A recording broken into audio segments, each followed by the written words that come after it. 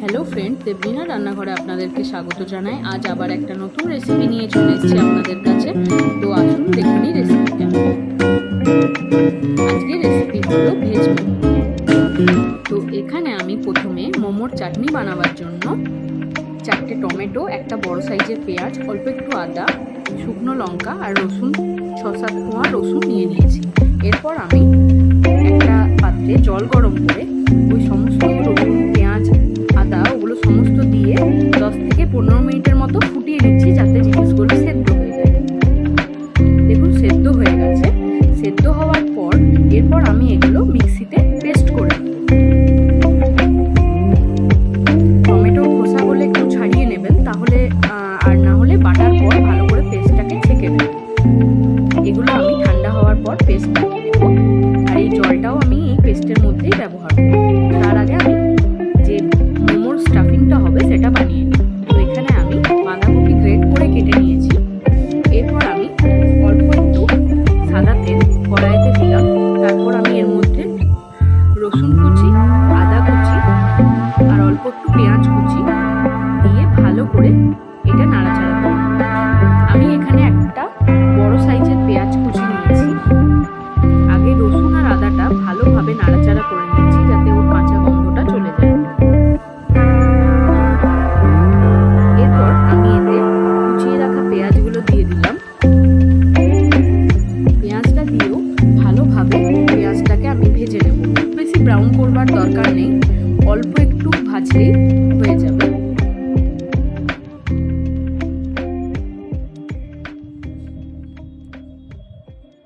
পেঁয়াজটা ভালোভাবে ভাজা হয়ে যাওয়ার পর আমি গ্যাসের ফ্লেমটাকে মিডিয়ামে রেখে দেব, যাতে না তলায় লেগে যায়। এরপর আমি যে গ্রেট করে রাখা বাঁধাকপিগুলো সেগুলো আমি দিয়ে দেব। আমি একদম মিহি করে কেটেছি বাঁধাকপিগুলো, যাতে খুব বেশি সেদ্ধ হতে টাইম না লাগে। এরপর আমি ভালোভাবে এটাকে মিশিয়ে নেব।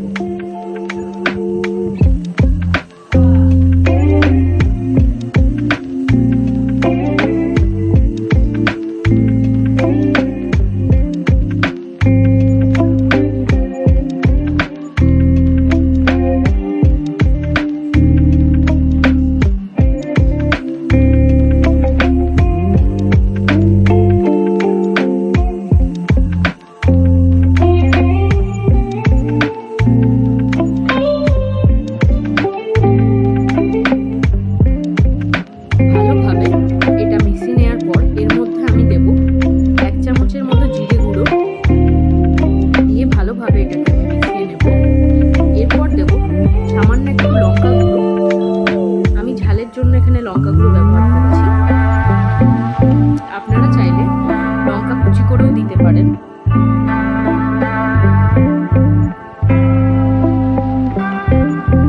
এরপর আমি এতে দেব গোলমরিচের গুঁড়ো। গোলমরিচের গুঁড়োটা আমি একটু বেশি করে এতে দিচ্ছি। গোলমরিচের গুঁড়ো দিলে টেস্টটা ভালো হয়। এরপর আমি দেব সয়া সস। 1 চামচের মতো আমি এখানে দিলাম সয়া সস, দিয়ে ভালোভাবে নাড়াচাড়া করে নিচ্ছি। খুব বেশি সেদ্ধ করবার এখানে দরকার নেই, কারণ মোমোটা যখন স্টিম হবে তখনই ভেতরের পুরটাও সেদ্ধ হবে আরও। তাই অল্প একটু নাড়াচাড়া করছি, যাতে কাঁচা গন্ধটা চলে যায়।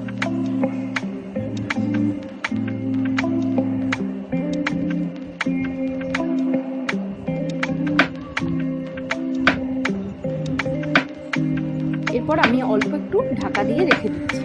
এরপর আমি মোমোর যে ময়দাটা সেটা আমি মেখে নিচ্ছি। এতে সামান্য একটু নুন দিয়েছি, আর তারপরে জল দিয়ে আমি ভালোভাবে ময়দাটাকে মেখে নিচ্ছি। ভালোভাবে ময়দাটা আমার মাখা হয়ে গেছে। এরপর আমি এটা কিছুক্ষণের জন্য একটু রেখে দেব।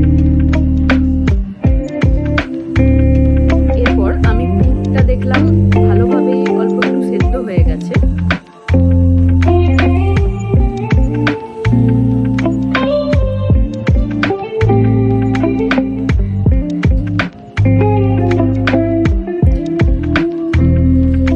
এতে এরপর আমি স্বাদ মতো নুন দিয়ে দিলাম।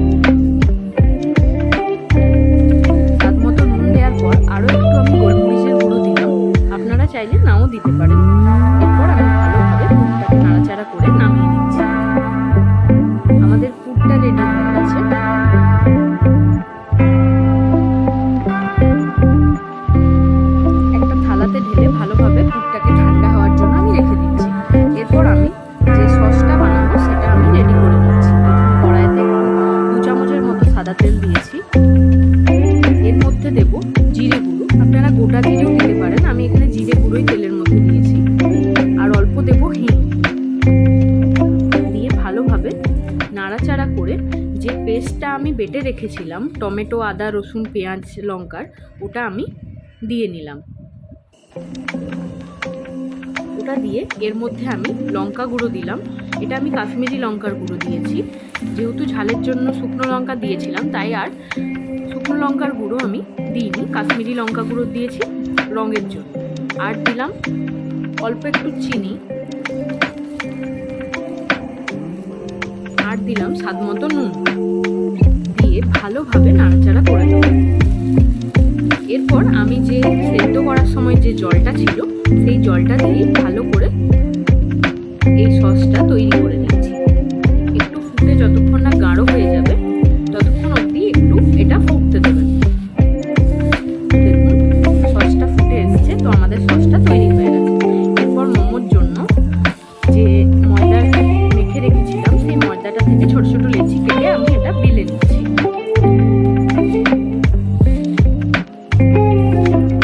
পাতলা করে বেলতে হবে। এখানে আমি গুঁড়ো ময়দা দিয়েই বেলছি।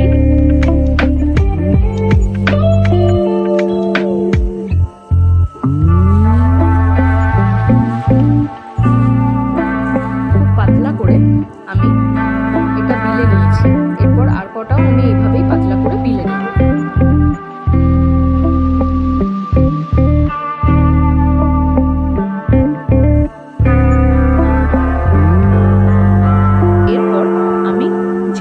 আগের থেকে তৈরি করে রেখেছিলাম সেটা দিয়ে মোমোগুলো তৈরি করে নিচ্ছি। আমি এভাবে ভাঁজ করে করে প্রত্যেকটা মোমো তৈরি করেছিলাম। আপনারা চাইলে আপনাদের পছন্দ মতো ডিজাইন তৈরি করে মোমোগুলো তৈরি করতে পারেন। তো আমি প্রত্যেকটা মোমো এভাবে গোল করেই তৈরি করে নিয়েছিলাম।